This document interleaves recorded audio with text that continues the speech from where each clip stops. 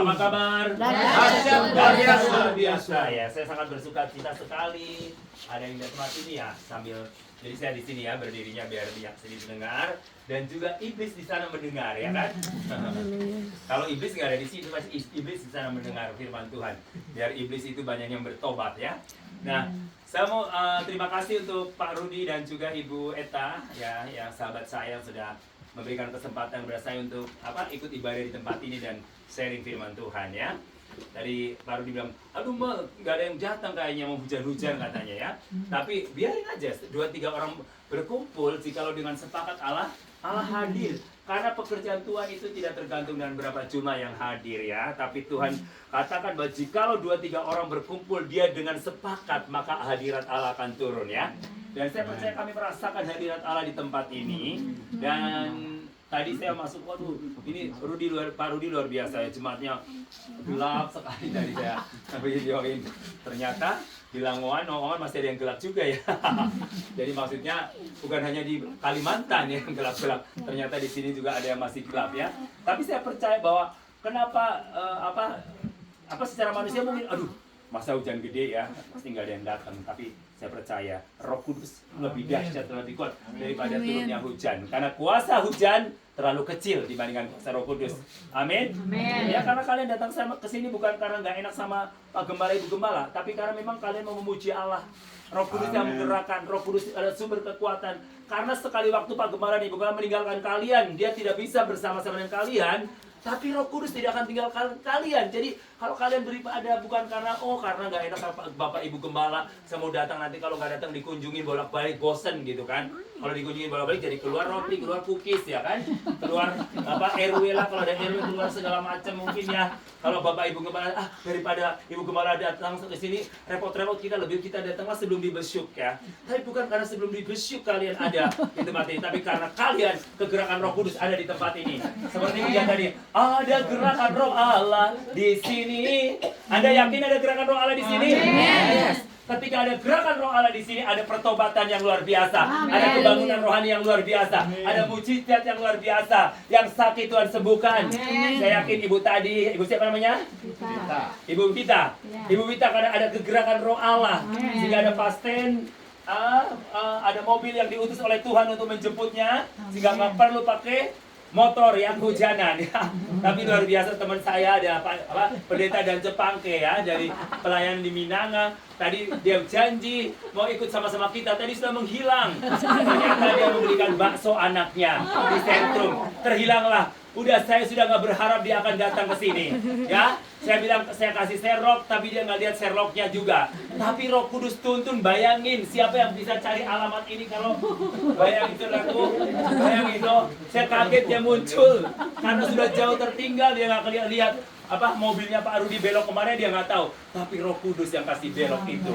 Saya percaya. Dan saya udah nggak berharap bahwa Pak Dance ada di sini. Karena apa? Nggak mungkin Pak Rudi. Kita juga udah nggak berharap. Udahlah biar dia langsung pulang ke Minanga. Tapi ternyata Roh Kudus yang ada hidup dalam dan Pendeta Dance itu lebih dahsyat dibandingkan kegelapan yang ada di muka bumi ini. Sehingga lorong yang gelap itu tidak bisa menyesatkan orang yang punya penglihatan rohani. Haleluya. Jadi kegelapan di dalam lorong itu tidak akan menyesatkan orang-orang yang berjalan dalam terang firman Tuhan. Orang-orang yang berjalan dalam tuntunan Roh Kudus. Karena Roh Kudus lebih tajam daripada kegelapan yang ada di dunia ini. Sekalipun gelap, tapi mata rohani kita terang, sehingga kita bisa melihat kemuliaan Tuhan. Dan saya mau bicara seperti Bartimeus juga kan, dia buta secara rohani, tapi ketika dia dengar nama Yesus, dia tahu, mata rohani melihat bahwa Yesus adalah orang Nazaret yang penuh kuasa ya. Sehingga dia nggak ragu lagi untuk berseru, Yesus anak Daud, kasihanilah aku. Yesus anak Daud. Kata murid, diam lo, berisik. Sudah buta, pengemis, miskin lagi. Udah teriak-teriak, ganggu aja ibadah di sini, atau ganggu aja kamu datang pada orang top the top, ya kan? Yesus Kristus kan top the top di Nazaret, bahkan bukan di Nazaret, tapi di seluruh dunia. He is the top man, the top of the top, ya. Jadi kalau ada orang top di Indonesia atau di dunia ini, dia di atasnya itu, ya. Top of the top, ya. Karena apa? Bayangin kelahiran Yesus Kristus itu memisahkan ya tahun, ya tahun sebelum Masehi dan sesudah Masehi. Itu kehebatan Yesus. Lahirnya saja memisahkan sebelum Masehi, sebelum Kristus, before Christ dan after Christ. Seluruh dunia mengakuinya. Betul nggak? Kan ada trading ya, ada trading. Trading itu, ada trading itu ya, orang-orang trading, pasar trading. Kenapa pasar trading itu hanya liburnya Sabtu Minggu? Dan hari raya Kristen itu pasti libur mereka kalau trading. Tapi kalau hari raya yang sifatnya nasional di Indonesia nggak libur ya. Jadi itulah hebatnya ya. Kelahiran Yesus Kristus itu seluruh dunia mengakuinya secara sadar atau tidak sadar, karena ada namanya tahun Masehi. Nah itulah Yesus Kristus yang kita sembah. Dari lahirnya aja udah membawa kehebatan, ya kan? Memisahkan tahun after Christ, before Christ, after Christ, ya kan? Membuat kita juga semua percaya. Dan hari Minggu libur semuanya seluruh dunia. Bayangin, hanya karena satu kelahiran Yesus Kristus yang luar biasa dan kebangkitannya semua dirayakan. Nah itulah kenapa kita pilih Yesus, karena Yesus adalah jalan satu-satunya kebenaran dari kehidupan. Tidak ada seorang pun yang datang kepada Bapa kalau tidak melalui Aku. Oke, kita buka Alkitab kita di dalam Lukas pasal yang ke-7, ke-6 ayat 46 sampai 49. Ya. Saya baca ayat yang genap, saudara yang ganjil ya. Sudah mendapat yang sudah dapat katakan amin. Amin. Oke. Mengapa kamu berseru kepadaku Tuhan, Tuhan, padahal kamu tidak melakukan apa yang aku katakan? 2, 3. Tiap aku datang kepadamu, mendengarkan perkataanku, serta melakukannya, aku akan mengatakan padamu, dengan siapa ia dapat disamakan. Ia sama dengan seorang yang mendirikan rumah. Orang itu menggali dalam-dalam dan meletakkan dasarnya di atas batu. Ketika datang air bah dan banjir melanda rumah itu tidak dapat digoyahkan, karena rumah itu kokoh dibangun. Tetapi barang siapa mendengar perkataanku, tetapi tidak melakukannya, ia sama dengan seorang yang mendirikan rumah di atas tanah tanpa dasar. Ketika banjir melandanya, rumah itu segera rubuh dan hebatlah kerusakannya. Haleluya ya, saudaraku. Berbahagialah orang yang membaca dan merenungkan firman Tuhan siang dan malam, dan terlebih berbahagia lagi adalah orang yang mau melakukan firman Tuhan siang dan malam. Ia seperti pohon yang ditanam di tepi aliran air yang selalu menghasilkan buah pada musimnya ya. Di sini ada dua macam dasar. Saudaraku, kalau saya tadi baru dari Rumbia ya, di Rumbia itu banyak tanah longsor, di area Atep itu ada banyak tanah longsor, dan bahkan kalau kita lihat ada kuburan yang longsor. Saya dengar cerita, bahkan ada di video mungkin ya, bahwa ada mayat masih sama petinya longsor juga ya, akhirnya dikubur ulang. Nah kenapa, saudaraku, kenapa terjadi seperti itu?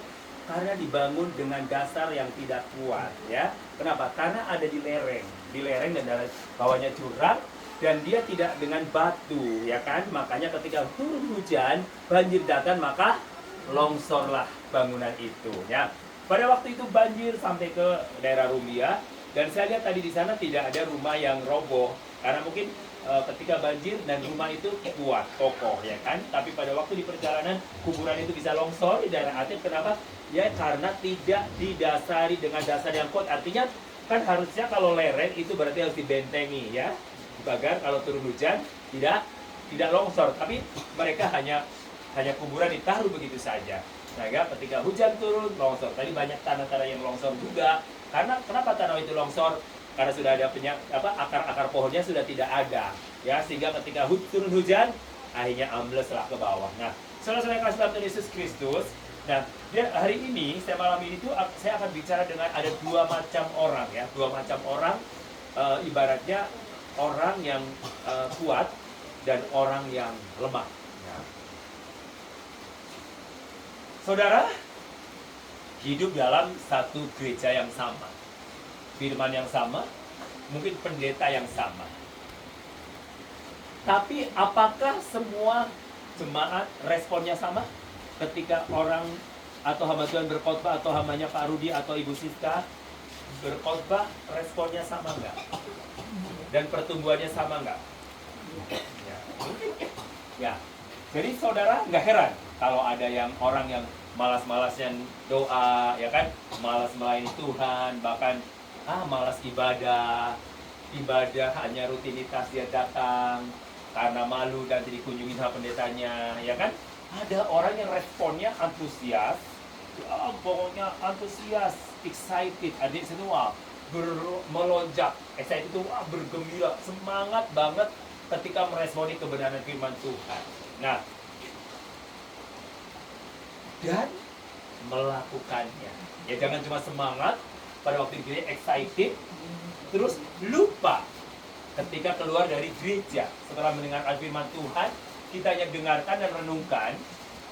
Nah, itu sama seperti kita orang yang membangun rumah di atas pasir dan tidak didasari oleh batu yang kuat. Sehingga ketika datang masalah, ketika datang banjir, maka rumah itu akan roboh. Nah, orang Kristen yang seperti itu, dia ngerti firman, dia tahu firman, dia juga datang mendengarkan firman, tetapi dia tidak melakukannya. Jadi hanya mendengarkan, merenungkan, ya, tapi tidak melakukannya. Sehingga Alkitab katakan itu sama dengan orang yang apa? Bodoh? Yes. Ya jelas bodoh, ya. Berarti orang Kristen yang cuma mau taunya dengar, baca, renungin, tapi nggak dilakukan, itu sama dengan orang bodoh, ya. Alkitab bodoh, kata bodoh berarti orang yang nggak bisa apa-apa, ya. Berarti tidak berhikmat, ya, tidak cerdas. Kenapa? Contohnya yaitu masa bangun rumah di atas pasir, ya kan? Bangun rumah di atas pasir. Nah, ketika banjir datang pasti akan terhanyut. Artinya gini, saudaraku. Nah, orang-orang yang hanya mendengarkan firman Tuhan, meskipun dia rajin ke gereja, tapi hanya mendengar, tidak melakukan, itu sama dengan orang bodoh. Nah, mudah banget orang itu akan jatuh ke dalam dosa, dan mudah banget orang itu akan tinggalkan Tuhan, dan mudah banget orang itu akan, artinya kata orang, meraju dengan Tuhan, karena ketika doanya tidak dijawab oleh Tuhan, dia akan komplain dengan Tuhan. Dia akan meraju dengan Tuhan, dia akan marah sama Tuhan. Bahkan mungkin gak mau sama sekali datang kepada Tuhan. Tadi saya berbincang-bincang sama Ibu Gembala dan Bapak Gembala. Mungkin kadang-kadang marah kita. Kita kunjungin, kenapa nggak mau datang? Kita kunjungi, kenapa nggak mau datang? Saya bilang, sudah saja, kita angkat tangan. Nanti Tuhan yang turun tangan. Amin. Ketika kita angkat tangan, kita tanda bahwa kita nggak sanggup. Nggak sanggup menggerakkan hati orang-orang untuk datang beribadah, untuk memuliakan Tuhan. Saya mau tanya, ibadah itu kebutuhan gembala atau kebutuhan saudara? Ibadah itu kebutuhan Tuhan atau kebutuhan kita? Saya mau tanya, ibadah itu kebutuhan Tuhan atau kebutuhan kita? Kebutuhan kita. Tuhan nggak butuh saudara sebenarnya. Tapi saudara diciptakan oleh Tuhan. Tujuannya untuk apa? Jadi kita harus tahu, tujuan kita ada di muka bumi ini bukan hanya sekedar lahir, nyesekin muka bumi ini. Saya mau tanya, tujuan diciptakan HP Android untuk apa? Semua punya HP Android? Punya, ya? Nah, tujuannya untuk apa? Ayo, hanya SMS, call. HP Android itu diciptakan itu untuk menguasai dunia ini. Kita punya otoritas dengan HP itu. Siapa yang mengoperasikan HP? Siapa? Yang pencipta HP atau yang pemberi HP? Pengguna HP? Ya, Android, iPhone. Penciptanya siapa? Pembuatnya siapa? Ya, pokoknya orang Samsung lah ya, atau orang Oppo. Nah, pokoknya yang iPhone ya, itu ya, yang orang iPhone ya kan.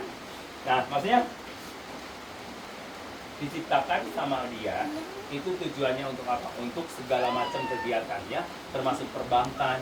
Kalian mau transfer, bank semua ada di genggaman HP. Ya kan, uangmu ada di HP-mu. Ya kan, sekarang zamannya QR, QRIS, ya kan? Kalau saudara mau belanja, QRIS, ada QRIS enggak? Ada QRIS enggak? Gitu kan, langsung tahu. Nah, tahu enggak QRIS? Tahu. Tahu lah. Tahu enggak? Awas ya, ajarin ya Pak Kepalamu ya.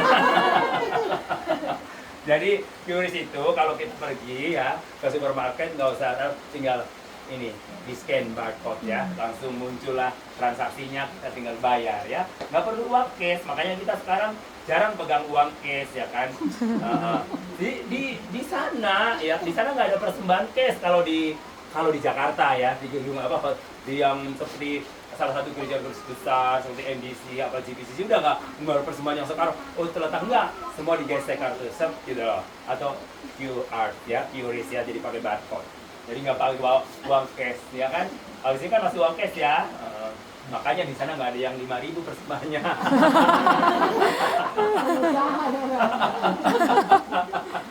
Makanya di sana nggak ada yang 2.000 persembahannya. Sama begitu ya. Hah? Pakai sama begitu. Pakai semua begitu. Jadi udah nggak ada kantong di jalan, udah nggak ada. Dan udah nggak ada piring ditutup tisu gitu di jalan. Terus pada waktu piring ditutup tisu terus terbang tisunya. Aduh, mending kalau persamaannya saya kasihnya 50.000, oh kelihatan 50.000 dorong no. Ya kan? Makanya pada pinter sekarang kalau kepala, ayo persembahan, nggak usah pakai kantong biar ketahuan ya, siapa yang kasih kecil, siapa yang kasih besar. Tapi saya mau katakan hari ini saudaraku bahwa Android, iPhone itu diciptakan oleh Tuhan, bukan oleh Tuhan, oleh pembuat HP itu supaya multifungsi, ya kan? Bisa SMS, bisa call, bisa WhatsApp, bisa apa lagi? Aplikasi segala macam, Facebook, TikTok, Instagram, ya kan? Apalagi Tinder yang mau cari jodoh, ya kan? Nah, ada anak muda yang sudah punya jodoh, pacar semua belum? Belum? Ada Tinder sekarang ya. Kalau misalkan bosen sama muka Pangi, kepengen cari yang lain, ada Tinder ya. Jadi bisa kenalan di Tinder, ya kan? Nanti kalau sudah match, ya